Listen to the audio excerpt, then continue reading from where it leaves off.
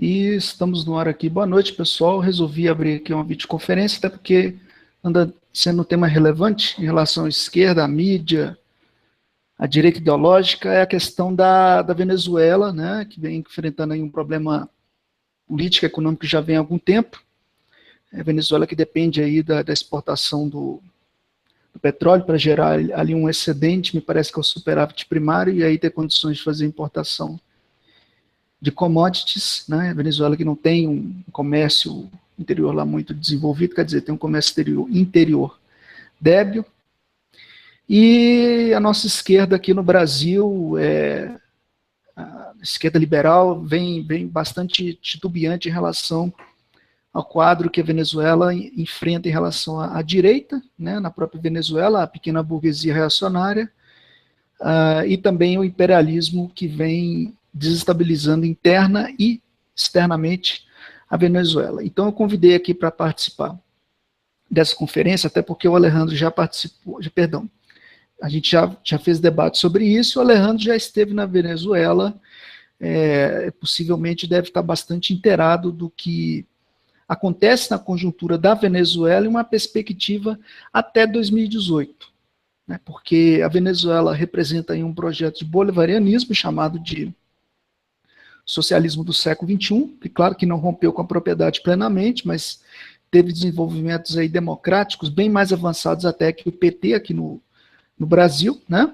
Ali tem muitos mais referendos, plebiscitos, tem conselhos ali, entre aspas, comunais de produção agrícola, coisas que não tem aqui no Brasil, e tem também uma direita bastante tacanha e reacionária que sabota a produção e a distribuição de bens e serviços.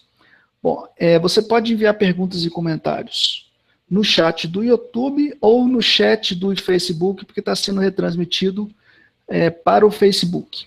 Tá? O link para ingressar ao vídeo para você enviar perguntas e comentários para o Alejandro, ele está na descrição do vídeo. Caso o Gustavo Castanhon esteja assistindo, esteja disponível, queira entrar ao vivo, a gente pode ingressar, ele pode ingressar ao vivo até às 22 horas, horário de Brasília, que aí 22 horas encerra a videoconferência. Então, no caso, Alejandro, pode dar início, e assim, eu creio que a gente deve começar o debate, na minha opinião, tentando fazer um apanhado das últimas questões recentes da Venezuela, os conflitos, principalmente a questão midiática e a possibilidade de um conflito, vem sendo muito falado, do conflito de uma guerra civil dentro da Venezuela, e as forças que estão em choque, né, forças políticas e econômicas que estão em choque dentro da Venezuela, que eu acho que isso é a curiosidade de quem procura mídia alternativa, né, na internet, ao invés de ficar se alienando na Globo, em companhia limitada, que fala que Hugo Chávez e a Venezuela é um ditador e uma ditadura. Né? Então, com a palavra, Alejandro, seja bem-vindo aqui à minha videoconferência e pode prosseguir, Alejandro. Então, obrigado, Luiz. Mais uma vez, prazer estar no teu canal. Bom, ponto mais importante que deve ser avaliado em relação à Venezuela nesse momento é a questão da constituinte que acabou de acontecer e o que isso significa. A constituinte que o governo Maduro convocou, ela teve um objetivo muito claro. Em primeiro lugar, uma necessidade econômica. E essa necessidade econômica deve ser dito claramente qual é que é. O governo de Nicolás Maduro está quebrado. Literalmente quebrado. A situação econômica na Venezuela é dramática. Já faz pelo menos uns 4 anos. Né? Eu estive, por exemplo, na Venezuela em 3 ocasiões, no governo chavista. Né? Na primeira vez, a situação estava indo melhorando muito, foi em 2007, né? Amplas melhoras ali, estava com amplo vigor. Já a segunda vez, que foi por volta de 2010, já a situação estava razoável, mas já sofrendo o impacto da crise mundial de 2008. Já não era mesmo. E a última vez que eu fui para as eleições de 2015, em dezembro, e aí já fiquei 2 meses, a situação já era dramática, de muita crise. Tanto era a crise econômica que o governo perdeu as eleições legislativas para a Assembleia Nacional, onde a direita ganhou assim uma de lavada. E ganhou tanto que, por um voto a mais do necessário, ela tinha mais poderes, ela podia destituir o próprio governo executivo. Aí o chavismo fez uma manobra, tirou 2 votos da direita, a direita venezuelana se agrupa na MUD, Mesa de Unidade Democrática, de diálogo, e tirou um voto dos chavistas, e com isso acabou tirando a possibilidade da direita de mover. Isso que aconteceu em dezembro de 2015. Bom, antes de entrar nesses meandros políticos, vamos falar um pouco da economia venezuelana. Isso dá o pé para entender essas manobras econômicas, essas manobras políticas dentro das várias forças. A economia venezuelana depende enormemente do petróleo. A Venezuela, nesse momento, exporta por dia alguma coisa assim como 1,9 milhões de barris de petróleo. A produção caiu muito, no momento de pico chegou a exportar 2,5. E ela responde por quase 90% do orçamento federal. Esse orçamento federal ele está comprometido em 40% para programas sociais, que na Venezuela se chama missões, e mais 20% dos subsídios. Nenhum governo do mundo faz uma coisa dessas, a não ser que rompa com o imperialismo, com a propriedade privada, em grande medida, ou a outra opção, que esteja sob pressão de um fortíssimo movimento de massas. Na Venezuela, o que acontece é a segunda opção. Não esquecer que a Venezuela é o primeiro país do mundo onde acontece uma grande revolta contra as políticas neoliberais. Revolta popular, que foi o Caracazo de 1989. O governo Chávez baseou praticamente toda a política de nacionalizações que ele fez, e ele nacionalizou 50 grandes empresas, que nunca conseguiu botar para funcionar, não expropriando o capital, senão, em primeiro lugar, pagando com a renda do petróleo e, ao mesmo tempo, mantendo todos os acordos com o imperialismo, que sempre foi um dos principais destinos do petróleo venezuelano. Aí você tem que avaliar como que a história se desenvolve, que conforme Marx falou, ele disse, parafraseando Hegel, na primeira parte da frase, todo evento histórico parece que ele se repete. A primeira vez como uma tragédia e a segunda vez como uma farsa. Então, na Venezuela, você teve isso aí. Durante um período gigantesco, os Estados Unidos foram o principal setor, o principal destino do petróleo venezuelano, até na época de Chávez, e depois, com o começo da exploração do petróleo e gás a partir do xisto nos Estados Unidos, aí diminuiu a exportação do petróleo, mas nesse momento, isso aqui é muito importante, mais ou menos 800 mil barris de petróleo diários, ou seja, quase metade da produção venezuelana, tem como destino os Estados Unidos. E esse recurso representa a verdadeira fonte de divisas da Venezuela, de dólares, porque o restante está todo comprometido em cima dos empréstimos que os chineses, em primeiro lugar, e parcialmente os russos, deram para os venezuelanos. A dívida pública venezuelana, nesse momento, ultrapassa os 50 bilhões de dólares, em grande parte está em mãos dos chineses. Vamos ver, que outra coisa importante aqui. Sim, 2012. A crise mundial de 2008, ela impactou a economia de todos os países. E, principalmente, ela trouxe, como medida de contenção, dois fatores.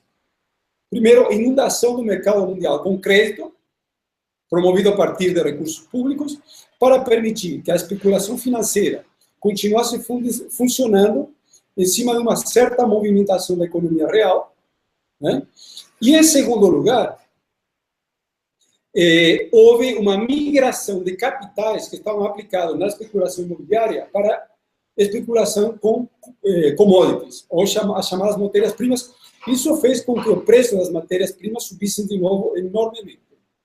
O preço do petróleo, que tinha atingido um pico de $140 em 2008 e tinha caído para 30, voltou a subir e chegou a 120 e poucos. E ficou durante uns 2 anos por volta de 100, $110, 105 por aí. Isso deu ainda um certo vigor para o chavismo. A partir de 2008, esses mecanismos começaram a se enfraquecer. Isso teve reflexos em escala mundial. No caso do Brasil, esse teve reflexo. Em novembro de 2012 foi que o governo Dilma solta os incentivos para a linha branca e assim sucessivamente por conta da queda dos preços das matérias-primas. No caso da Venezuela, foi a mesma coisa. Em 2012, Chávez morre, aí Maduro já pega um governo que já não tinha o mesmo vigor da década anterior, ele estava se engasgando. Ele foi mantendo como pode a situação, até que em 2014 a situação começa a ficar dramática. Eu, quando estive no final de 2015 e início de 2016, a situação da população era muito complicada. O salário médio era de $25 e o povo dependia, para sobreviver, dos produtos subvencionados. Então, só para vocês terem uma ideia, 1 quilo de frango no mercado subvencionado custava 140 ou 170 bolívares. Você, no mercado paralelo, negociava com 930 bolívares, você comprava com $1. Ou seja, era bem barato.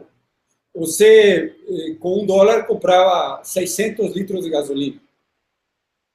Não, isso depois que eles aumentaram o preço. Antes disso, você comprava 1.000 litros de gasolina com $1. Né? Você comprava 40 viagens de ônibus, 50 viagens de metrô. Ou seja, os produtos e serviços públicos eram extremamente baratos. Só que, aqui entra o probleminha. Como houve um grande desabastecimento porque a indústria e a agricultura venezuelana não saíram do chão durante os governos chavistas, que se basearam na renda petrolífera, o que aconteceu? A população foi obrigada a recorrer ao mercado negro. Então, esse mesmo frango, que comprava por volta, 1 quilo, e era brasileiro, por volta de 150 bolívares, você tinha que comprar no mercado negro por 15 vezes mais o preço. E aí começou a gerar um problema enorme. Você tinha filas gigantescas, gente ficando extremamente brava porque ficava 5 ou 10 horas na fila, chegava depois no mercado e não tinha farinha, não tinha frango, não tinha nada para comprar. Então aí se estimulou um mercado negro assim, brutal, inclusive em grande medida subvencionado até com políticas públicas. Você pega o caso da Polar, que ela soltou esses dados todos, e outras empresas, essa maior empresa de alimentos, né, da Venezuela, onde era mais ou menos assim, ela recebia um volume de dólares para fazer as importações dos insumos necessários para a produção. Ela era obrigada a vender uma parte da produção para o mercado tabelado, outra parte da tabelado, esse super subsidiado, outra parte para um mercado mais ou menos livre, onde os preços eram 5 vezes maiores, e outra parte ficava no limbo, e obviamente isso ia parar no mercado negro. Mesma coisa essa política errática do chavismo, nesse ponto, se manifesta em outras questões que eram amplamente de domínio popular, como, por exemplo, que os militares, para manter o governo, para manter o apoio dos militares, eles eram quem controlavam o contrabando que vinha da Colômbia. Então, essa política que objetivamente do chavismo, porque aqui não se trata de dizer eu gosto ou eu não gosto. Isso é secundário nesse momento. Então, vamos avaliar o que acontece no chavismo. Se você gosta ou não gosta, se não gosta, é depois. Primeiro vamos avaliar o que é. Aí, essa política acabou criando esse problema de amplo descontentamento popular que levou a esse problema das eleições. E não era somente o problema da guerra econômica, que tinha, obviamente, né? Mas, além da guerra econômica, tinha uma política do chavismo, que era para manter os privilégios de uma certa casta, que trabalha, por exemplo, com o movimento sindical, que nem se fosse assim. Para manter uma certa burocracia que governava o país, eles precisavam se manter a partir do apoio da população. E por isso eles dão os programas sociais, uma série de outros instrumentos de manutenção de programas assistencialistas para manter o apoio popular do governo. Mas a economia continua em andamento e chega à situação que temos hoje, que é uma situação de crise total. Vamos dar alguns números sobre a economia hoje. Nesse momento, as reservas em dólares que a Venezuela tem em caixa dá 10 bilhões de dólares. Desses 10 bilhões, já para agora outubro, estão comprometidos 3,6 mais ou menos em vencimentos de dívidas do governo e da PDVSA. Resta muito pouco aí. E vai ter mais vencimento nesse ano e no próximo. Então, a situação é super exprimida. E, além disso, você tem a situação de que a economia não gira em lugar nenhum. E ela está cada vez mais hipotecada para os estrangeiros. Só que acontece, a Constituição, daí vamos agora entrar na parte de Constituição. A Constituição bolivariana, aprovada no ano de 1999 pelo governo Chávez, ela estabelece que a PDVSA não pode ser entregue. Então, isso aí cria um entrave para a saída que o governo Maduro poderia dar para essa crise. Então, o principal objetivo econômico dessa Constituição, qual é? Dar uma saída para que o governo não engasgue. E qual é? A possibilidade do governo estabelecer em regime de concessão, mais ou menos o que a Petrobras faz até agora, empresas estrangeiras no território, para chamar investimento privado estrangeiro. Ou seja, em outras palavras, é a entrega do petróleo venezuelano para empresas estrangeiras. Já houve um ensaio sobre isso na venda da filial da PDVSA nos Estados Unidos, que chama Citgo. Tem refinarias, tem distribuidoras de gasolina e etc. É uma das principais compradoras de petróleo cru venezuelano e também uma das principais vendedoras depois de combustíveis. Ela e outras mais, tem a Chevron e mais outras 10 que vendem gasolina, diesel e mais vários derivados de combustíveis, porque como não houve investimento no desenvolvimento nem sequer do setor petrolífero, a Venezuela não tem autossuficiência em absolutamente nada, nem em derivados de petróleo. Então, é uma situação totalmente dramática. E o que essa Constituição tem como principal objetivo político? Além disso que se demonstrou na Citgo, o governo Maduro tentou, no ano passado, que poder otorgar essas concessões, principalmente para os russos, a Rosneft, na cuenca do rio Orinoco, onde se encontram as maiores reservas mundiais de petróleo, ainda maiores que da Arábia Saudita, ali. 280 bilhões de barris. A Arábia Saudita é 265. E a Assembleia Nacional, dominada pela direita, rejeitou. E a Procuradora-Geral da República, Luísa Ortega, que agora, por meio da Constituinte, ela que se transformou numa dissidente do chavismo, ela também rejeitou.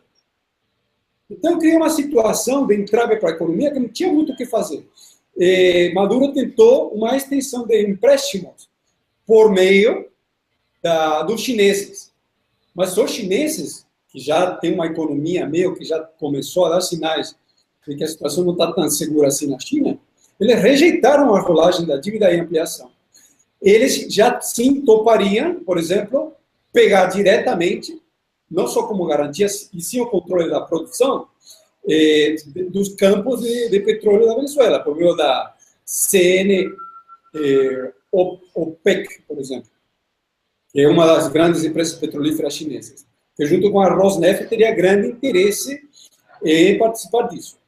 Outra coisa muito importante, que demonstra que o setor que realmente importa aí é o petróleo, é que os Estados Unidos, em documentos vazados pelo Wikileaks, já falaram com todas as letras que a autonomia energética para os Estados Unidos é crucial. Lembrando que tem todo o problema dos petrodólares envolvidos, que é o que faz com que os Estados Unidos consigam emitir e impor o dólar como moeda mundial. E agora a situação do Oriente Médio, que dá essa possibilidade, particularmente a Arábia Saudita, se encontra em grande crise. E outro elemento fundamental é que o gás venezuelano já está privatizado. E o setor da mineração é um outro que entra no bolo para ser privatizado e que essa nova constituinte também abre o passo para o capital estrangeiro se expropriar. Bom, talvez seja bom ir dando uma paradinha por aqui, só para fechar essa parte econômica, antes de entrar na parte política, dizer que, conclusão, avaliação, sob o ponto de vista econômico dessa constituinte, que é uma constituinte de crise. Ela tem como objetivo econômico permitir com que o governo chavista ele consiga controlar alguma fonte de renda que lhe permita continuar subsistindo como tal. Isso ao custo de se manter de uma maneira muito precária por relações internas e de classe que nós vamos falar no segundo bloco, extremamente contraditórias e muito críticas. Então vamos dar essa primeira paradinha e ver se temos alguma questão para responder. O pessoal que estiver acompanhando aí... Opa, tá dando retorno. Tá dando retorno, Leandro. Ah, tá. Corrigiu agora. Bom, pessoal que está aí na Facebook, ou então no YouTube, sejam bem-vindos aí à videoconferência. E vamos aqui pegar alguns eixos aqui para a gente poder colocar na conversa. Vou repassar aqui perguntas e comentários que sejam feitos na página Vlog de Esquerda, dentro da retransmissão no Facebook, ou então no chat do YouTube. E já chegou aqui alguns comentários e me parece que também perguntas. O Fábio Pereira comentou: na Venezuela, no Brasil e no mundo, a saída é a revolução socialista. Estou de pleno acordo. O João Felipe está perguntando o seguinte: boa noite, Alejandro, sempre analisando as coisas como elas são e não apenas com paixão e antipatia. Espero que isso não seja uma indireta para mim. Como é que é o caso da direita burra e da esquerda modernosa que quer se agradar aos gregos e troianos? Talvez ele esteja se referindo à direita midiática e ideológica, né, que é contrária ao governo Maduro, aos projetos aí sociais e públicos que tem na Venezuela, né, e também talvez a própria direita que já existe na Venezuela e vem elevando o seu grau de fascismo, principalmente dado esse acirramento e polarização na luta de classe na Venezuela. Então ele está fazendo essa pergunta, repasso para você, até o momento é essa pergunta que chegou aqui no chat do YouTube, e aqui no Facebook não chegou nada relevante, mas vamos seguindo a conversa, daqui a pouco eu comento sobre esse artigo que está aí. Tá. Pode seguir, Alejandro. Deixa, então, abordar um assunto agora, que era o que o Luiz tinha colocado no início, em relação às forças que atuam. Vamos avaliar como está se comportando, como estão se comportando as várias forças que atuam na Venezuela nesse momento. Em primeiro lugar, você tem dois grandes blocos na Venezuela que dominam a vida nacional. Por um lado, a direita, que se agrupa na MUD, MUD, como a gente já falou. Ela se agrupou já há uma década e pouco para enfrentar o governo chavista. De fato, ela teve um agrupamento em 2002, quando ela promoveu um golpe militar contra Hugo Chávez. O Hugo Chávez chegou a ser preso.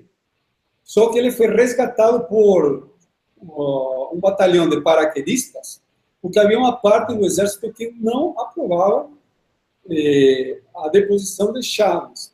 E o exército foi, em grande medida, impulsionado a fazer isso devido a uma grande movimentação de massas. Essa direita foi evoluindo e é uma direita muito direitista, mas tem vários agrupamentos ali dentro. O agrupamento mais conhecido, aquele chama, na verdade, do povo, do Leopoldo López, um elemento bem à extrema-direita. Tem elementos também como a deputada Corina, e um outro elemento que também se encontra aqui no López, em prisão domiciliar, que chama Ledesma, que foi prefeito da cidade de Caracas. Aí tem aquela direita tradicional, como AD e COPEI, inclusive Borges, que ele careca que é presidente da Assembleia Nacional hoje, bem ligado ao grande capital, ele é dessa direita. E tem vários outros grupos menores, mas o mais importante deles todos seria o partido que é encabeçado pelo atual governador do estado de Miranda, que se chama Hugo Capriles, que já concorreu às eleições com Chávez, depois com Maduro, 2 ou 3 vezes ao todo, e que ele representa o setor, um setor de centro dessa direita, ligado ao Partido Republicano, mas uma linha tipo Macri, mais ou menos assim. Não é numa linha tão golpista quanto Ledesma, López e aqueles que eu mencionei anteriormente. Como que essa direita está atuando nesse momento? Isso é muito importante para entender a situação na Venezuela. Então, é uma situação em que, por incrível que pareça, a direita, por alguma coisa mais ou menos 300 vezes menor do que os chavistas estão fazendo hoje com a mesma direita, já deveriam ter dado pelo menos 50 golpes de Estado. Que nem aconteceu no Brasil, por uma bobagem, uma desculpa, as pedaladas fiscais, que agora o governo Temer está dando pedaladas fiscais vezes 1000, eles deram esse golpe contra Dilma. Lá, olha o que aconteceu. A direita ganha de lavada as eleições em dezembro de 2015. O chavismo, por uma série de manobras, começa a cortar os poderes constitucionais que a própria Constituição chavista dava para essa Assembleia Constituinte, e a partir daí começou a colocar poderes controlados pelo Estado em toda uma série de âmbitos. Quando essa situação começou a ficar... E a direita até aí não falava nada. Quer dizer, falava muito, mas não fazia nada na prática, né? Quando a situação começou a ficar muito grotesca, que nem agora, onde começaram a haver várias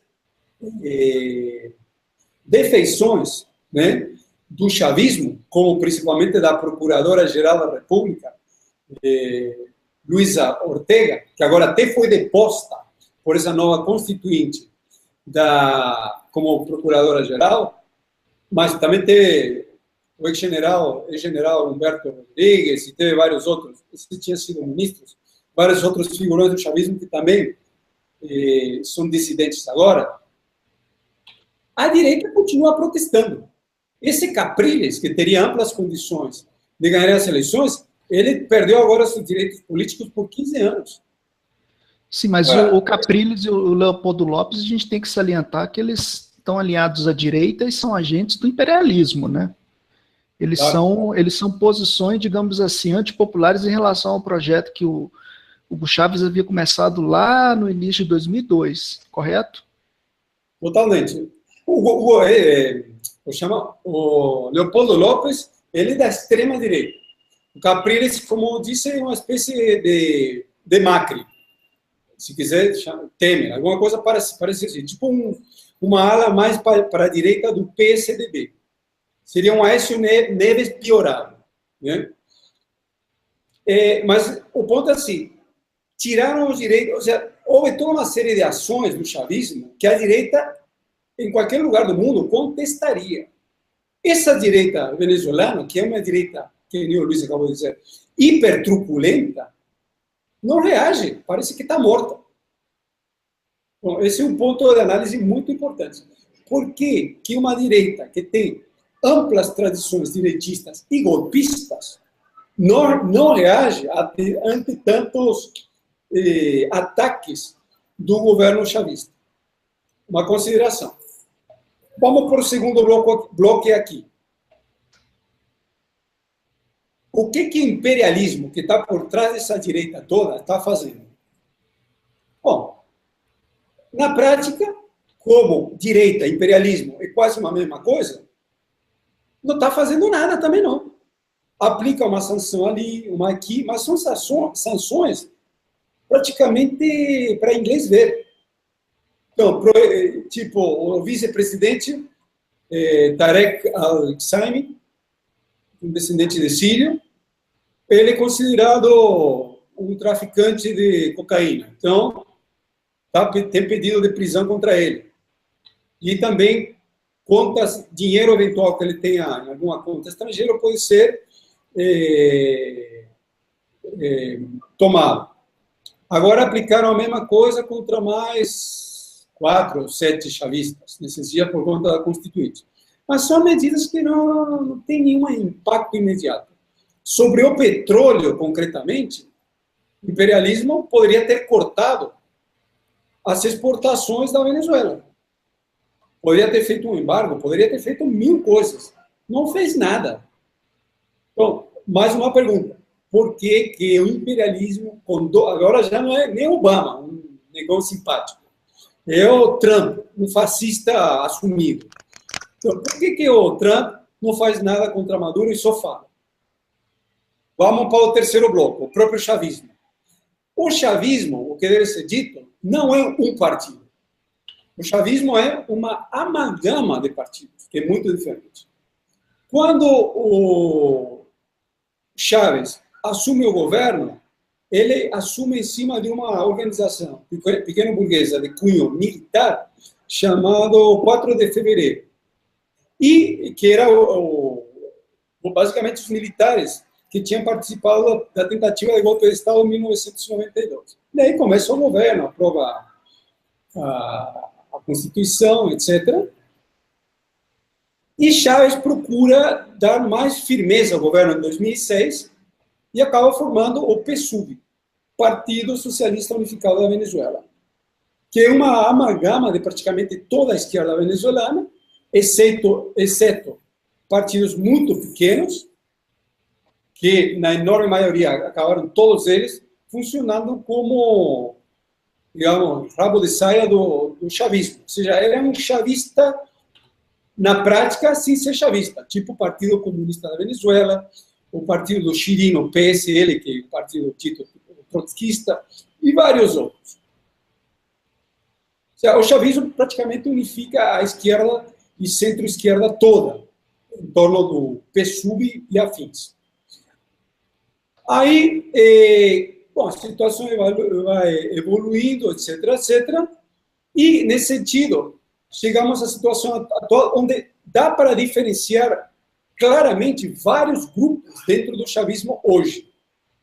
E eu mencionaria o seguinte: existe um grupo ligado basicamente ao presidente Maduro, a esposa dela, Cília, e atual presidente da Constituinte, ex-ministra das Relações Exteriores, me fugiu o nome, mas o sobrenome é Rodrigues, e eles formam um núcleo do setor da cúpula do chavismo mais ligado aos cubanos. Existe um outro grupo muito ligado aos militares, que é o grupo do Diosdado Cabello, que é o líder do PSUV na Assembleia Nacional e foi o presidente da Assembleia Nacional na anterior gestão. E quem controla as Forças Armadas diretamente nesse momento é o general Padrinho López. É um general visto como um chavista, sim, mas um legalista. Existe a turma da alta oficialidade que é fiel a Padrinho López e a uma outra mulher, almirante, que me fugiu o nome. Existe também o grupo do, chama isso aqui, Frente Francisco alguma coisa, Frente, e tem um nome, que me fugiu o nome, onde está Elias Jagua, que é um ministro, e Aristóbulo, está me fugindo agora os nomes, é um negro de 70 e tantos anos, um líder histórico do chavismo, que foi vice-presidente de Maduro, inclusive, antes de entrar Alzheimer. Bom, e tem um grupo muito importante que seria da ala esquerda do chavismo, mais esquerda ainda. Dessa frente, ele é ligado aos movimentos sociais. Mas existe o Jorge Rodrigues, ex-prefeito de El Libertador, porque Caracas, de fato, são 5 municípios. El Libertador seria a cidade real de Caracas, que ele, dessa alta cúpula, é o mais ligado aos movimentos sociais mais radicalizados. Eu sei disso porque eu estive com esses movimentos sociais, conversando, etc. Né? E entre esses partidos no grupo, dentro do chavismo, há várias políticas, como se fossem partidos. Né? Tem também a turma dos governadores, que é ligada ao Diosdado Cabello, onde existem vários generais. E uma coisa muito importante, tem que considerar isso como um bloco, tem que considerar como um grupo. Então, por exemplo, essa turma dos governadores, que ela sofre muito de perto toda essa crise nos governos onde eles atuam, departamentais, o que acontece? Eles são a favor de uma saída negociada com a direita. Da mesma maneira que Capriles é a favor de uma saída negociada com o chavismo. E nesse momento agora, até com os dissidentes do chavismo. Já tem setores da direita que querem uma saída de conciliação nacional. Tem outros, o mais direitistas... Mas como é que você... Assim, você está vendo representações políticas, mas por trás dela tem um poder econômico. Como é que a questão das frações de burguesia, setores empresariais, setores de mídia, como é que eles estão se aliando nessa conjuntura? Só um minuto. Lembrando, pessoal, que daqui a pouco eu vou repassar perguntas e comentários aqui para o Alejandro, correto? Você que está assistindo ao vivo, é importante que você compartilhe. Então, o que você vai fazer? Lá no Facebook tem um botãozinho escrito compartilhar. Você vai clicar em compartilhar e vai colocar esse vídeo na sua linha do tempo para você ramificar e expansionar a audiência do que está sendo feito aqui nessa videoconferência por mim, Luiz Fernando, que apoia o socialismo real, né, o socialismo realmente existente, e o Alejandro Acosta, da Gazeta Operária, do... como é que é? Luta pelo socialismo. Luta popular pelo socialismo. Isso. Então, pode prosseguir e daqui a pouco eu repasso as perguntas e o artigo. Estou vendo duas aí, mas vamos responder essa tua, que está bem no eixo do que eu estou falando, muito importante. Esses setores políticos, que setores econômicos tem por trás? Bom, dentro da direita, basicamente, quem está por trás são as grandes empresas venezuelanas, a maioria em bancarrota, por conta da crise, e os setores da imprensa mais reacionários. Basicamente isso. E o imperialismo. Ou uma direita que, como base econômica, como grande projeto para essa direita, tem entregar a Venezuela em bandeja para o imperialismo. Do lado do chavismo, o que nós temos hoje? Basicamente, são os setores vinculados, como base, à renda petrolífera. É a burocracia estatal. Uma coisa muito importante é que, depois do fracasso do golpe militar de 2002, estoura um outro em dezembro de 2002, que pula para 2003, que foi a greve patronal da PDVSA. Foi derrotada e o Chávez demitiu mais de 20 mil funcionários. E aí os setores mais direitistas foram todos embora. E aí acabou se configurando o que alguns chamam de bolivo-burguesia. Bolivo-burguesia. O que seria isso? Uma burguesia nova, baseada justamente na renda petrolífera. Um pouco da renda mineral, mas bem pouco.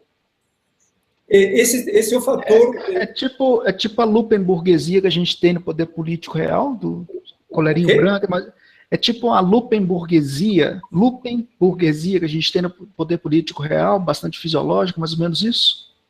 Por aí, viu? Seria a burocracia que controla a empresa, a alta cúpula, basicamente, né? Alta gerência, diretoria, esse tipo de coisa. E da empresa principal e das empresas coligadas. Um monte de empresas que giram em torno da PDVSA. Bom, além disso, o que aconteceu com a imprensa, com Chávez? Com a renda petrolífera, Chávez foi comprando vários canais de TV e imprensa escrita. E foi apertando os setores de direita, que acabaram negociando com ele. Por exemplo, a Rede Cisneros, que seria tipo a Rede Globo no Brasil, acabou, que tinha participado ativamente do golpe, fez um acordo com Chávez. Ela mudou a linha editorial para uma coisa bem, pelo menos, não anti-chavista, e ela se manteve ali. Tem uma outra rede, tipo uma rede de bandeirantes, que esqueci o nome qual era, que passou a adotar uma política parecida, e teve o caso de 2007 da... RPTV seria? Seria outra, a terceira. A RCTV, a que eu não me lembro, ela também fez uma aliança. Mas teve essa RCTV que não teve a concessão pública renovada em 2007, para escândalo de uma parte da esquerda coxinha. É absurdo, porque toda a rede estatal de comunicação eletrônica é uma concessão estatal. Então, o governo tem o preceito de não renovar uma concessão. Mas, sim, foi quem encabeçou o golpe de Estado. Né? E, com isso, o chavismo também tomou essa rede, etc. Então, a imprensa estatal chavista é gigantesca. E esse, obviamente, é outro dos fatores de controle que estão por trás desses grupos. E um ponto muito importante aqui são os movimentos sociais. Esse é um fator importantíssimo. Controlam 40% do orçamento em obras sociais. E você tem desde esse Jorge Rodrigues, que é o mais radical, até os outros que são menos radicais, mas que controlam grupos de trabalho social que são importantes. Por trás de tudo isso, você tem o exército. E o exército tem uma característica.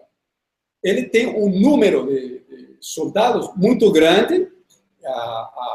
Você tem também a Guarda Nacional Bolivariana e as milícias, que nesse momento está indo de 150 mil milicianos para 500 mil. Então, você tem todo um poder ali, armado, que detém um poder fundamental. E um ponto muito importante são os coletivos.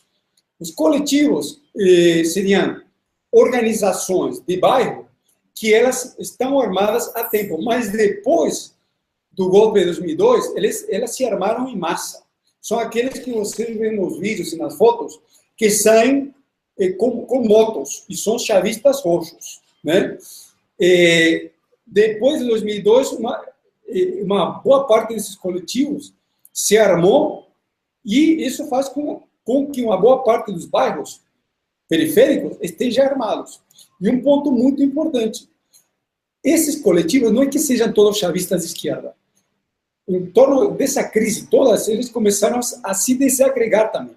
Você tem uma parte de esquerda, você também tem uma parte menor de direita, e tem uma parte também lumpen, ligada ao crime.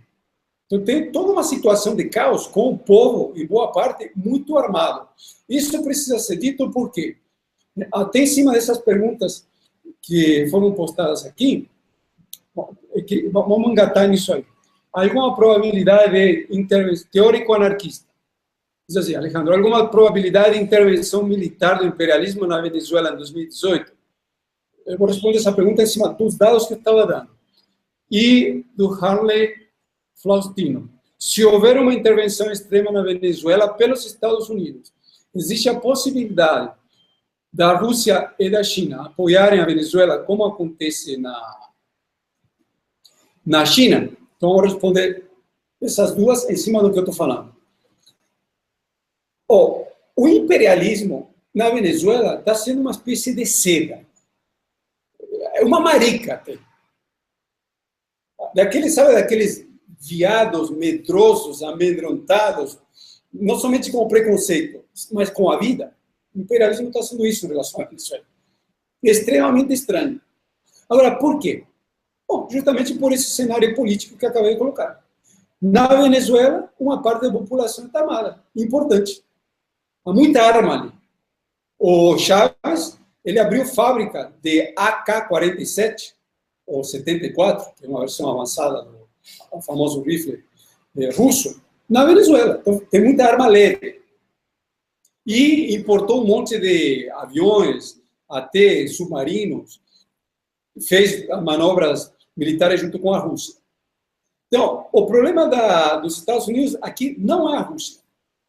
Porque aqui, a Venezuela, a América Latina, é o quintal traseiro dos Estados Unidos. Ele controla fácil aqui. A Rússia não vai se meter a fazer guerra com os Estados Unidos a essa distância da Rússia, porque é impossível. Envolve todo um problema logístico, que para fazer isso ele precisaria, no mínimo, ter uma base em algum lugar, tipo em Cuba. Mas isso não acontece. Não, a possibilidade da Rússia fazer isso é zero, e a possibilidade da China se envolver isso é menos 10. Então, isso não vai acontecer. O que sim é o problema real, porque você, conforme falamos no início, assim, temos que analisar as coisas como elas são, sem dar palpites psicológicos. Depois que você analisou como elas são, faz a tua análise, tudo bem. Aí você coloca as tuas emoções à flor da pele. Mas no início você tem que atuar como um cientista. E nesse sentido, qual é a real preocupação dos Estados Unidos com a Venezuela? Primeiro, que a população está armada. Bom, você vai dizer assim, mas os Estados Unidos são muito fortes. Eles têm 7 bases na Colômbia. E o Brasil agora tem um golpe de Estado. E aí você poderia começar a falar um monte de coisa. O problema é assim, os Estados Unidos, devido à crise mundial, não conseguem nem sequer estabilizar o Afeganistão, que deve ser 15 vezes menos desenvolvido que a Venezuela. Foram derrotados no Iraque, na Síria. Para eles controlar a situação, eles estão fazendo alianças indiretas até com o Hezbollah e o Irã. E as milícias xiitas que são treinadas e suprimentadas por meio do Irã, que supostamente são principais inimigos dos Estados Unidos. Então, o medo é que derrotar uma população armada é muito difícil. E sempre que há uma invasão, tende a acontecer uma união nacional, que é absolutamente normal, contra o invasor. É muito difícil invadir um país estrangeiro. E, devido ao alto grau de radicalização das massas na Venezuela, lembra, eu disse no início, a primeira insurreição popular contra o neoliberalismo foi na Venezuela em 1989, quando o neoliberalismo no Brasil nem tinha começado. 60% do orçamento nacional é direcionado para as massas e para via missões e via subsídios. Não é normal. Isso só acontece porque a população está ultra radicalizada. Senão a burguesia, por mais bolivariana que seja, ela não vai repassar isso para a população. Veja no Brasil, que para ela dar um A para a população, aquele Deus não sacuda. É outro nível de radicalização. E a Venezuela, apesar de não ser um país central, ela tem um pequeno probleminha, a localização geográfica. Ela faz fronteira com o Brasil, facilmente poderia respingar para o Brasil uma guerra civil, com um grau de armamento da população muito grande. As guerrilhas na Colômbia estão sendo controladas. As Farc, quase todas se desarmando, o ELN se desarmando, os outros 3 grupos que existiam antes já tinham sido desarmados. Você tem muita arma também circulando na Colômbia por meio das organizações criminosas. E a situação na Colômbia é da mais estáveis da região, mas também está muito entrando em crise por conta da queda do preço do petróleo e dos minerais. Você tem pertíssimo ali também o Equador, que é um país que já sofreu uma crise grande em 73, 74. Depois, na metade da década passada, Rafael Correa não subiu porque a crise era fenomenal. Ou seja, toda uma situação de crise na América Latina que deu lugar aos governos nacionalistas, que o governo está tentando controlar agora, o imperialismo, que, em cima de uma grande crise na Venezuela, poderia voltar de uma forma 15 vezes mais radicalizada, com a possibilidade da luta armada se expandir para o continente inteiro. E o Brasil, lembrando que é vizinho da Venezuela, não é qualquer país, é um país continental. Se no Brasil acontecer uma grande desestabilização, afeta o mundo inteiro. O Brasil não é a Síria. Uma das principais potências mundiais, apesar de ser um país atrasado e agora sob forte ataque do imperialismo. O Brasil também, no Brasil, vive uma das maiores classes operárias do mundo, que apesar da propaganda da burguesia do imperialismo, tem forte tradição de luta. Então, é toda uma situação altamente desestabilizada que tem por trás a questão da política regional, ou geopolítica, como outros chamam, e que o imperialismo, nesse momento, está com medo até de espirrar, de tão caquético e tão contraditório que está, que ele acha assim, se eu espirro aqui, capaz, sei lá, de minha dentadura cair, um olho meu cair para fora. Porque a situação é de muita crise. E ele está vindo tudo de uma maneira com extremo cuidado. E a Venezuela, com certeza, é a ponta de lança da crise regional, seguido muito de perto pelo Brasil, e bem lá comendo os calcanhares também, pela Argentina. Vou dar uma paradinha aqui para ver se tem mais alguma coisa. Não, tudo bem, mas eu acho assim que a situação da Venezuela, eu até vi que me parece que tem um setor da direita no Equador, então me parece que existe pontos de semelhança entre o Equador, a Bolívia e a Venezuela nessa conjuntura que a gente tem hoje na América Latina. Bom, Ricardo Greg, ele perguntou, e a Maria Corina Machado, direita? Ela, no caso, está perguntando se seria de direita, né? Tem um artigo aqui que eu acho que seria interessante eu estar comentando em relação a esse artigo e estar apresentando esse artigo que foi feito pela página pela página Pragmatismo Político. As 10 verdades e as 10 mentiras sobre a Venezuela. A direita, obviamente, né, a direita do capital, a revista Veja, ou a direita ideológica, que não necessariamente é a burguesia, mas que se identifica com a ideologia da classe dominante, replica muita falácia, mentira e exagero em relação ao que acontece na Venezuela. E parte disso também é replicado pelo que a gente conhece como esquerda, né, e alguns ícones e personalidades que são considerados à esquerda no espectro político e ideológico no Brasil. E o artigo está dizendo aqui, a mídia venezuelana internacional difunde uma visão distorcida dos fatos e aposta dos conservadores a tornar o país ingovernável. Quer dizer, a burguesia sabotando a produção, sabotando a distribuição de alimentos. Lembrando que na Venezuela você tem alguns supermercados onde a alimentação é subsidiada e você tem uma burguesia que está prendendo essa distribuição de alimentos para causar um problema de escassez. Então, esse problema econômico e político existe na Venezuela e, obviamente, a mídia dominante que fala que Maduro e a Venezuela é ditadura e ditadura, não vai comentar sobre isso, né? Mas vamos prosseguir aqui. Os opositores saíram às ruas porque estão descontentes com os rumos do país e querem uma melhora na situação. Essa é a mentira. A verdade qual é? O que está em curso na Venezuela é um chamado golpe em câmera lenta, que consiste em desabilitar gradualmente o governo até gerar as condições para o assalto direto ao poder. O atual líder oposicionista, Leopoldo López, não esconde esse objetivo, ao pregar aos seus partidários que permanecem nas ruas até o que chama de la salida, quer dizer, a saída, ou seja, a derrubada do governo.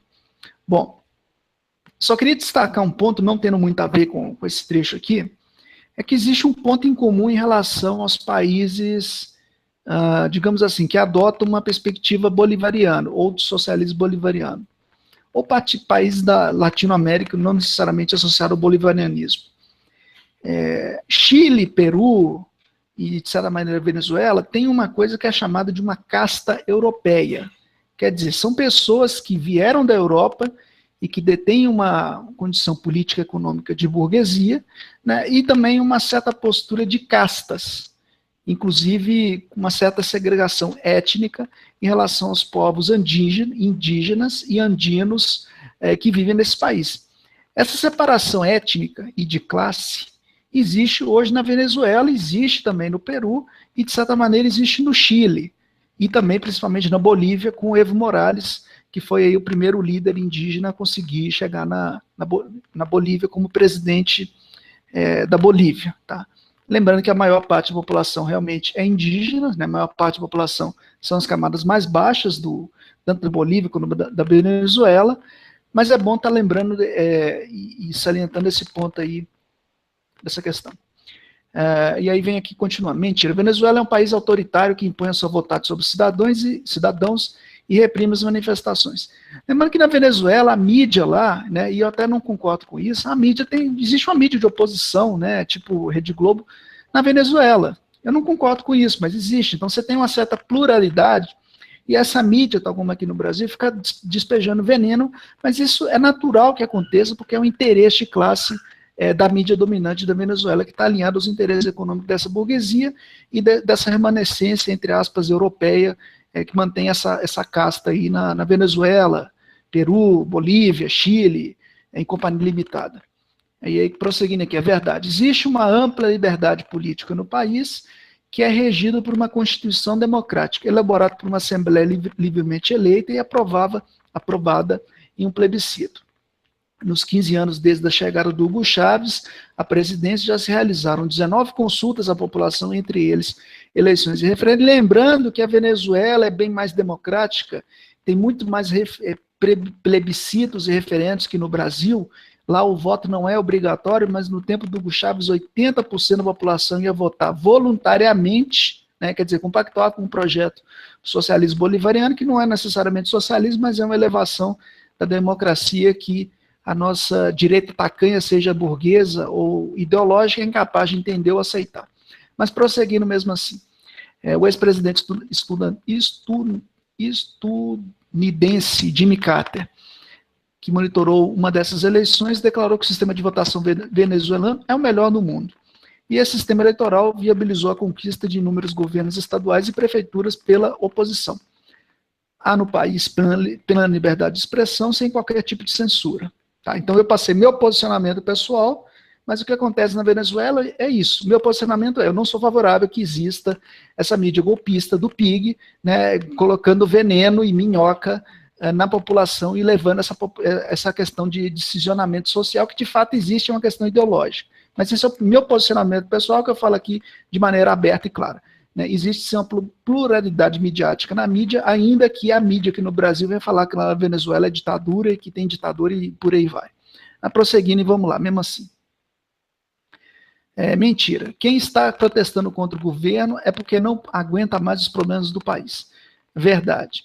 A tentativa golpista na qual se inserem as manifestações da direita reflete o desespero da parcela mais extremista da população, que não se conforma com o resultado das eleições de 2013. Me parece que isso é bem similar aqui com o Brasil, né? 2014 e 2010. Esse setor desistiu de esperar pelas próximas eleições presidenciais em 2019 ou mesmo pelas próximas eleições legislativas, em 2016, ou ainda pela chance de convocar um referendo sobre o mandato do presidente Nicolás Maduro no mesmo ano. Essas são as regras estabelecidas pela Constituição. Qualquer coisa diferente disso é golpe de Estado. Tá, eu não vou ler tudo, só vou pegar aqui alguns eixos aqui, até para o Alejandro poder prosseguir, para a gente poder continuar respondendo perguntas e comentários em relação à Venezuela, né, que a própria esquerda está confusa, né, em relação ao que acontece aí, a direita, né, incrementando muita minhoca, muita bobagem, e a mídia aí só colocando veneno, mentira e distorções em relação ao que acontece na Venezuela. Mas prosseguindo. Mentira, o governo está usando violência para reprimir os protestos. Nenhuma manifestação foi reprimida. O único confronto entre policiais e opositores ocorreu em 17 de fevereiro, quando, ao final do protesto, grupos de choque da direita atacaram edifícios públicos no centro de Caracas. Lembrando que, recentemente, um grupo de direita atacou entre aspas, um forte do exército venezuelano para pegar armas, me parece que pegaram centenas ali de milhares de armas, e isso foi um ataque recente que aconteceu na Venezuela, né? E aí prosseguindo, incendiando a sede da Procuradoria-Geral da República e ferindo dezenas de pessoas. Isso se não tiver Blackwater, né, envolvido nessas coisas aí da Venezuela. Não duvido nada que deve ter. Nessas últimas semanas, as ações violentas da oposição têm se multiplicado no país, e a casa do governador chavismo do estado de Táchira foi invadida e depredada. Tá? Não vou ler tudo, prosseguindo, o governo controla a mídia. É aquilo que eu já comentei antes, cerca de 80% dos meios de comunicação pertencem às empresas privadas, né? Por mim não deveria pertencer, mas paciência, a Venezuela não conseguiu avançar plenamente no socialismo, quase todas de orientação opositora, claro, porque eles estão orientados para interesse de classe, assim como o PT aqui achou que podia financiar indiretamente a Globo, achando que a Globo ia ser mídia dos trabalhadores, e claro, e obviamente que não vai ser, né? Mas aí prosseguindo. Mas o governo recebe apoio das emissoras estatais e também de centenas de rádios e TVs comunitárias. Essas TVs comunitárias e rádios, né, e as mídias alternativas, Mídia Ninja, esse canal que está aqui, Gazeta Operária, Conexão Rio-Minas, essas mídias alternativas socialistas é que você, militante da esquerda, tem que incentivar, sabe? Porque senão você vai ficar preso no PIG, tá? Eu não vou ler tudo, né? O pessoal pode procurar aí no site Pragmatismo Político, né? Foi um artigo de 2014, mas aí vocês vão poder ter aí um feedback em relação à Venezuela. Pode prosseguir, Alejandro, até eu pegar outras perguntas e comentários aqui. Certo. Bom, sobre a questão da Maria Corina Machado, eu já tinha colocado que sim, que é um elemento da extrema-direita, ex-deputado, né? Vi que tem uma pergunta aqui, que acho que essa sim seria muito importante responder. Tem uma do Denis, mas ela está mais orientada na questão da Rússia.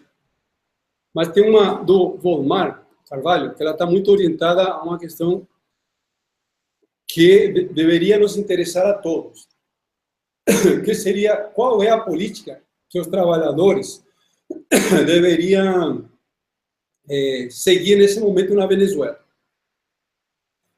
Essa pergunta é central, porque eu falei da direita, do imperialismo, do chavismo, e falta colocar o setor, o peso pesado venezuelano que ainda não entrou em cena, que são os trabalhadores venezuelanos, principalmente a classe operária vinculada ao setor petrolífero. O que está acontecendo com esses trabalhadores?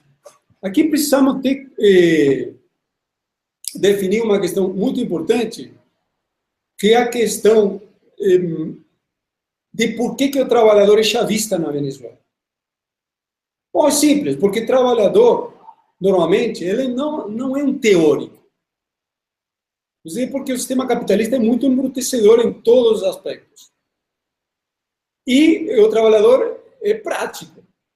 Se está resolvendo a situação dele, ele se torna um seguidor daquilo. Como em um certo momento, em massa seguia o Lula. E agora já não é tão em massa. Mas ainda o Lula tem muitos seguidores, principalmente dos setores mais pobres da população, por conta da Bolsa Família e aquelas atividades, aqueles programas assistenciais. Isso não quer dizer de que os revolucionários, a esquerda socialista revolucionária, deva ignorar essa situação. Obviamente tem que reconhecer que a situação é assim, mas, ao mesmo tempo, deve ser dito que a esquerda deveria lutar pela organização independente desses trabalhadores em cima de bandeiras de luta que os unifiquem. Como, por exemplo, quais são os grandes problemas que a classe trabalhadora venezuelana como um todo enfrenta hoje? Desabastecimento. Teria que ter um agrupamento na Venezuela que levante, por exemplo, as seguintes palavras de ordem: sonegou alimento ou especulou com os alimentos, a empresa tem que ser estatizada e colocada sob o controle dos trabalhadores sem nenhuma indenização. Tem que ter essa bandeira ali. Teria que ter uma outra bandeira que seria ao contrário do que o Chávez está fazendo hoje. Seria hoje não pagamento da dívida pública, e aí vai dizer assim, a casa caiu, porque equivale a não pagar a dívida pública para os chineses, os russos e os norte-americanos. Bom, mas é uma bandeira da classe operária. Se não levanta a bandeira da classe operária, fica com medo que aí vai mandar tropas. Então não levanta a bandeira nenhuma, se esconde embaixo da cama ou faz o que Lula fez. Mantém tudo o que o imperialismo impôs. Então, se é assim, para que lutar? Vai para baixo da cama mesmo. Então, teria que ser contra o pagamento da dívida pública e externa, em primeiro lugar, pela estatização de todos os bancos, sob o controle dos trabalhadores, pela estatização do comércio exterior e pelo controle dos aparatos do Estado, a começar pelos programas sociais, que eu já falei que representam 40% do orçamento público, por meio de conselhos de trabalhadores revolucionários. Na Venezuela não existe isso. O que Chávez chegou a insinuar, por meio de um dito trotskista britânico, que me fugiu o nome, aquele que fala da Quinta Internacional, é criar um arremedo disso aí, só como um aparato de suporte do chavismo e de enganação das massas. Então, o que está colocado na Venezuela, em resumo, é a necessidade de lutar pela organização independente da classe operária, de todos os setores da burguesia, inclusive o chavismo, por meio das bandeiras que eles são históricas. E para fazer isso, é preciso lutar pela construção do Partido Operário Revolucionário da classe operária venezuelana. E a luta, inclusive, tem que ser uma luta regional. Venezuela é um país de petróleo. Sozinha, ela vai ser esmagada. Então, a luta a partir da Venezuela teria que ser internacionalizada para o Brasil, para a Colômbia, para a Argentina, México, no mínimo isso aí. Então, deve ser levantada também uma bandeira que a esquerda quase que total esqueceu. Pelos Estados Unidos socialistas da América Latina. Bom, se você não tem um rumo de para onde lutar, fica essa loucura, onde você acaba apoiando o chavismo. Mas no caso, assim, numa perspectiva, de certa maneira, ampla e latino-americana, seria uma espécie de Unasul, uma espécie de Ursal, de Foro de São Paulo, do que assim, para poder nomenclaturar mais ou menos assim, a perspectiva de integração latino-americana de um projeto anti-imperialista, de um projeto de integração política, econômica, comercial entre nações latino-americanas, você tá alinhado mais ou menos assim no qual horizonte, assim, mais ou menos? Sim. Essa pergunta é muito interessante. Você tem duas maneiras de propor uma união da América Latina. Ou você propõe uma união por cima, por meio dos regimes políticos atuais, ou você propõe uma união, principalmente por baixo, por meio de outros regimes políticos que não existem hoje. a união por cima dos regimes que existem hoje deu lugar a esse tipo de instituições. Mercosul, ALBA, Unasul, e assim, chama a Unidade dos Povos Andinos, e assim sucessivamente. Até o NAFTA você tem aí no meio. Até a ALCA, que fracassou lá atrás. O problema é que você tem dois problemas em relação a esse tipo de blocos. Primeiro, que você se emblocar com governos que são pró-imperialistas, já se sabe que vai dar muito pouco. Em segundo lugar, se você vai se emblocar reconhecendo todas as imposições do imperialismo, não falando em não pagar a dívida pública, não falando em cortar todos os acordos impostos pelo imperialismo, e assim sucessivamente, fica essa união falsa para fortalecer o grande capital. A proposta aqui seria uma espécie da versão original da União Soviética. Original, diga assim. E qual era? União das Repúblicas Socialistas Sul-Americanas. Soviéticas, eu diria latino-americanas, porque México é muito parecido com os nossos países do Sul, né? E é pouco parecido com o Canadá e Estados Unidos. Então, teria que ser que Soviet em russo significa Conselho de Trabalhadores.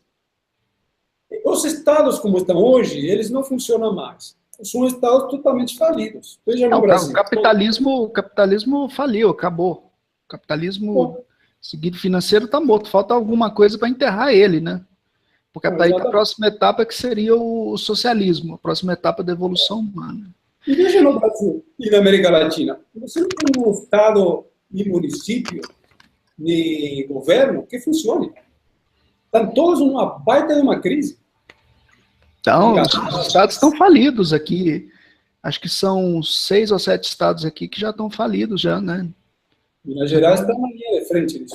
Fechando ali Universidade no Rio de Janeiro. Sim. Até por isso a rodoviária me parece que já está tendo problema econômico também. O trem já está tudo parando já. O serviço público, pensionista, está tudo travando já. Deixa eu ver se tem mais perguntas e comentários aqui no chat do Facebook ou então no chat do YouTube da página Vlog de Esquerda.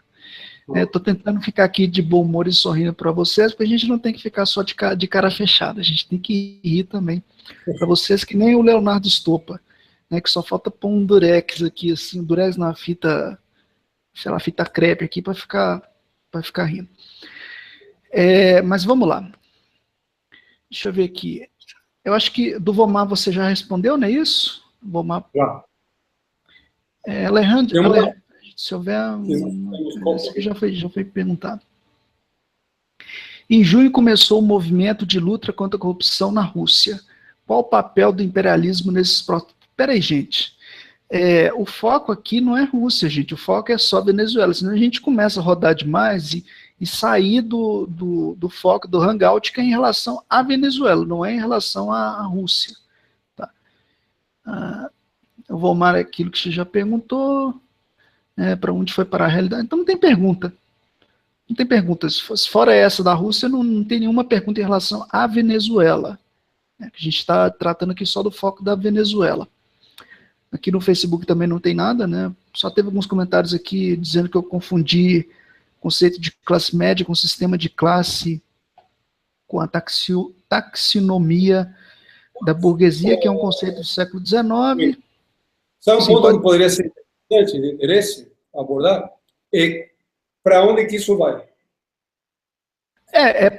Então, o Hangout é justamente qual é a perspectiva de para onde a conjuntura política, social e econômica da Venezuela vai, né, para esse final aí de 2017 para 2018, que eu acho que é mais ou menos o que quem está assistindo pelo Facebook ou pelo YouTube quer saber, né, que de certa maneira remete ao que vem acontecendo no Brasil. Mas pode prosseguir, Leandro.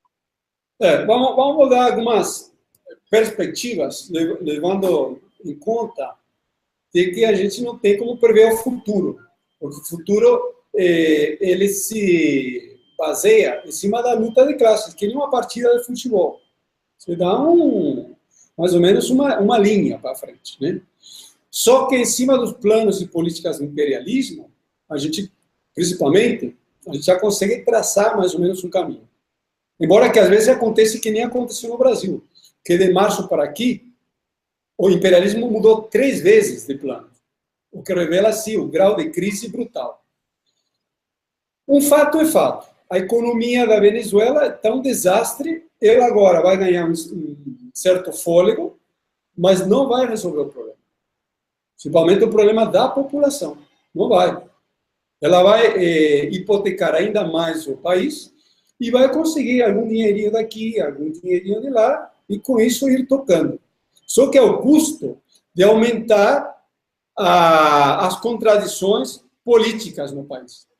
O que sustenta o governo Maduro nesse momento é o exército, basicamente, que o exército não rachou. Esse suposto golpe que aconteceu no quartel do departamento de Carabobo, que fica onde fica Maracaibo, que é a capital, quer dizer, não, do lado do Maracaibo, aliás.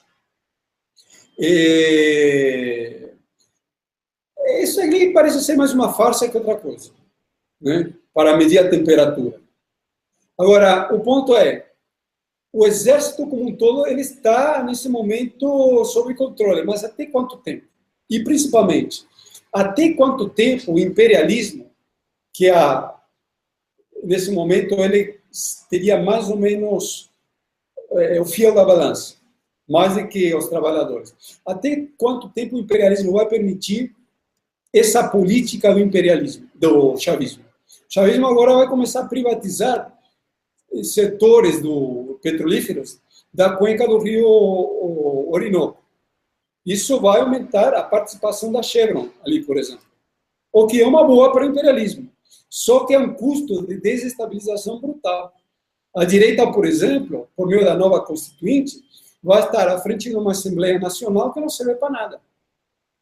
Então, esse cenário que eu estou colocando tende a me fazer pensar, como tendência, desde que, entenda-se bem, desde que se mantenha as atuais condições, que o imperialismo possa incentivar, como aparentemente está acontecendo, uma saída de coalizão nacional, onde setores do chavismo se juntem a setores da direita, que também está toda rachada, para um acordo nacional. O próprio Nicolás Maduro, que é o presidente, funciona como uma espécie de árbitro entre esses vários setores do chavismo. Ele já deu o visto bom para que isso continue andando. E aqui, justamente, com as perspectivas da Venezuela virar um novo Iraque. Tem várias perguntas. Eu queria, assim, pegar as 3 perguntas rapidamente, porque a gente já está finalizando a videoconferência, a gente tem 12 minutos e a gente finaliza a transmissão. Tem 3 perguntas aqui, já no eixo aqui. O Fábio Silva está perguntando no grupo Pérola dos Coxinhas. Podemos dizer que, conforme a violência contra o regime da Venezuela por parte do imperialismo do Zé Auá, pode ocorrer aqui uma investida contra a nossa esquerda? Interrogação. Né? Contra a nossa esquerda, mas ele não especificou que esquerda é essa. De repente ele está associando ao Partido dos Trabalhadores. E aí tem as perguntas aqui do chat. O Carlos Adão está perguntando quais as perspectivas da Venezuela virar um novo Iraque. E meu Brasil, brasileiro, quem faz parte e quem está por trás do imperialismo? E quais são as organizações ocultas que fazem parte? Interrogação. Então são essas perguntas aí, e passo para você. Bom, isso é do imperialismo, quem está, portanto, imperialismo o que é? É a junção do capital industrial, capital financeiro, que começa a se gestar a partir de finais do século XIX e que leva ao que temos hoje, onde 157 famílias controlam 1.100 empresas, a partir das quais controlam as 31 mil maiores empresas do mundo. E dominam o mundo, 80% do PIB mundial, por meio do controle dos aparatos de Estado. Imperialismo isso. Agora, sobre o problema de se converter num outro Iraque, isso pode ser, mas depende da evolução da situação internacional até. Por exemplo, num certo momento, uma situação de muita crise, vamos colocar um cenário, agora cenários. Estoura uma nova crise capitalista mundial e o preço do petróleo despenca para $20. Venezuela quebra. Então é uma situação muito, muito difícil. Então aí numa situação de desespero, fome, o governo tentar segurar as contas, aplica... Mas isso somado à dívida pública? Soma tudo. A dívida pública ela tende a aumentar, mas o governo tende a cobrir isso com as concessões petrolíferas, que ela vai dar para empresas estrangeiras, que inclusive isso aí se torna uma saída contra eventuais sanções. Se vierem a ser sancionadas, se a PDVSA for sancionada e não conseguir vender petróleo para os Estados Unidos, agora com a nova Constituinte, o que os chavistas fazem? Coloca a Chevron para produzir petróleo na cuenca do Rio Orinoco e ela exporta para a Chevron norte-americana. Entendeu? Então, existem essas jogadas. Mas na situação de uma crise mundial mais generalizada, aí sim, como a situação venezuelana tem muita crise, muito tensa, por ali pode estourar uma guerra civil. A gente poderia dizer que dentro da disputa institucional burguesa, por exemplo, o Leopoldo Lopes, o Capriles, eles seriam, digamos assim, financiados por grupos de petrolíferos dos Estados Unidos, como Rockefellers, Shell, Texaco, ou esse tipo de comparação não é procedente? É totalmente procedente, né?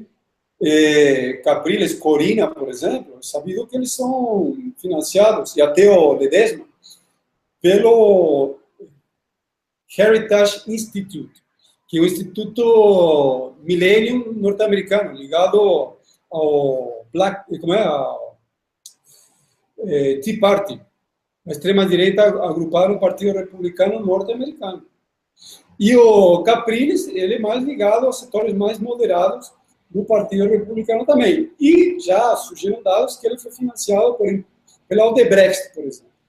Então, no caso do imperialismo, o objetivo é desmantelar o Estado Nacional da Venezuela, desmantelar o projeto popular que foi construído a partir do Hugo Chávez, né?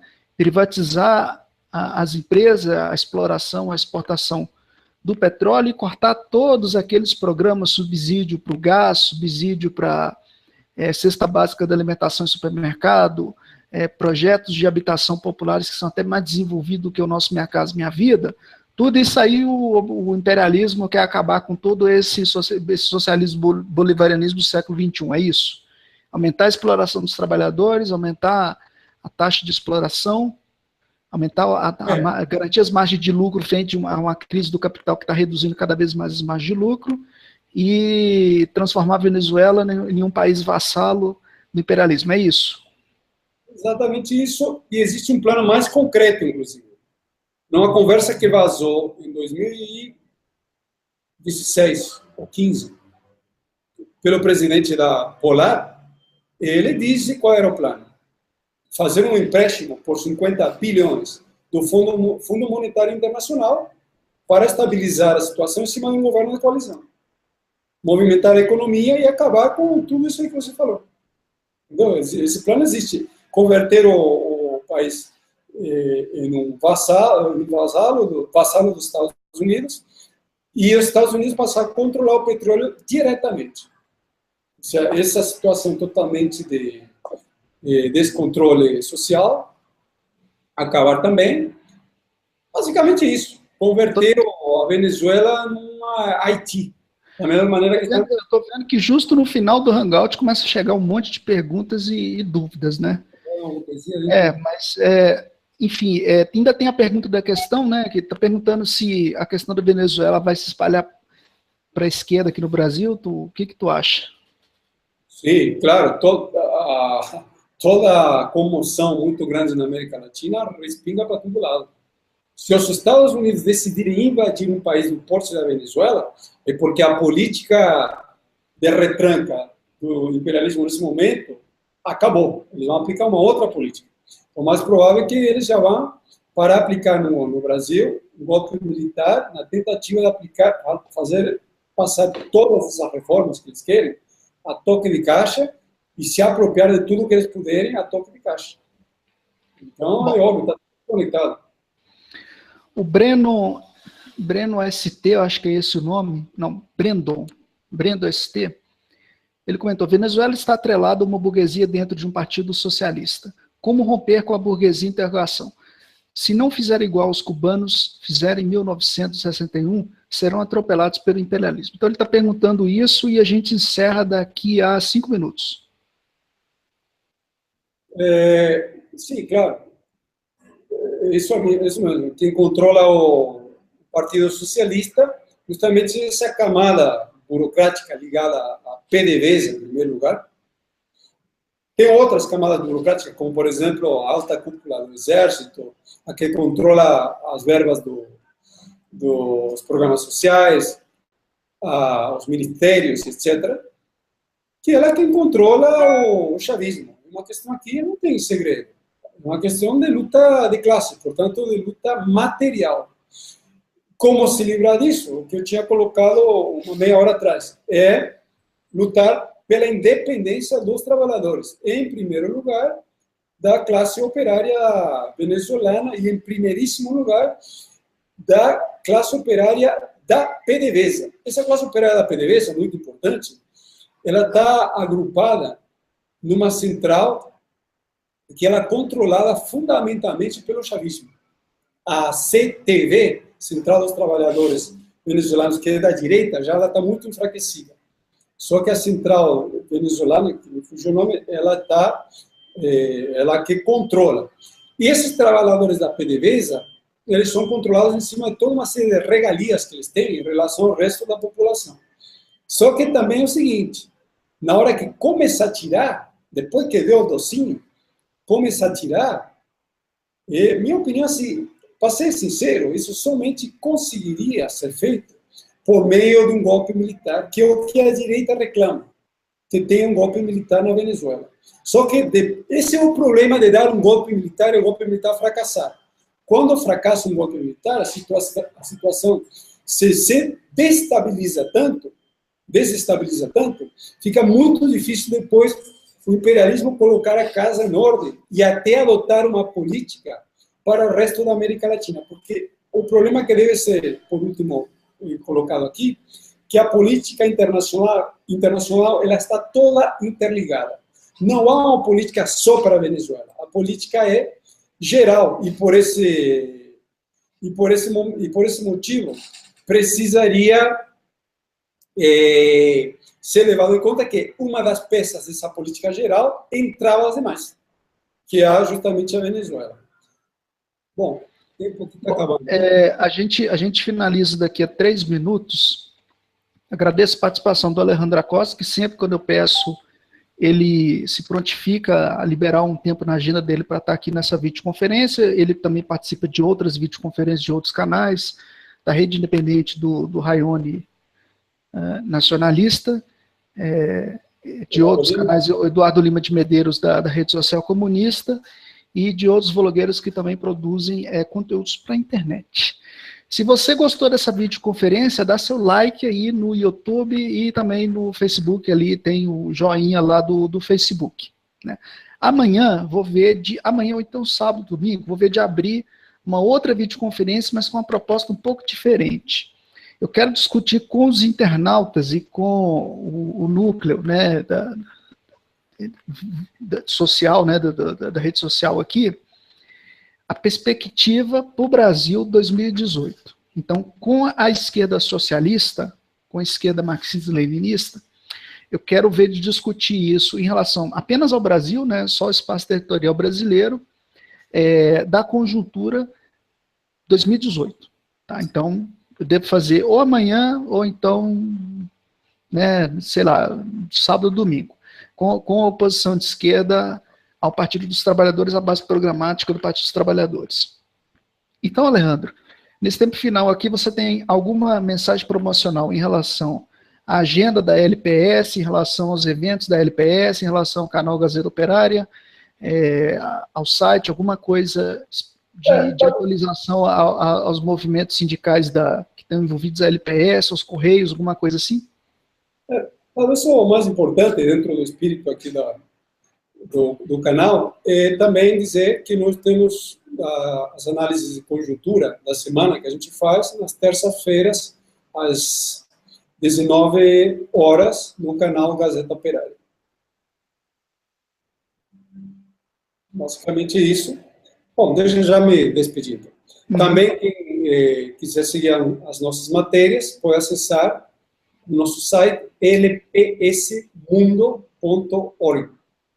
Com isso, eu agradeço o Luiz Fernando mais uma vez pelo convite e agradeço a todas as pessoas que estiveram nos assistindo agora ao vivo, nesse momento, e que foram nos assistir posteriormente no offline. Uma boa noite a todos e muito obrigado. Boa noite. Você compartilha no Facebook o vídeo lá da página Blog de Esquerda, se inscreva no canal no YouTube e também na página Blog de Esquerda para você ficar atualizado e saber o que está acontecendo, o que vai acontecer, quando que vai acontecer, como é que vai acontecer. Eu acho que tinha uma outra coisa, só que eu me perdi aqui, é tanta coisa aqui que eu me perco. Boa noite para o pessoal, vou finalizar, agradeço aqui a participação do Alejandro, e aí até um outro dia, né, a gente faz uma outra videoconferência. Vou finalizar aqui a transmissão.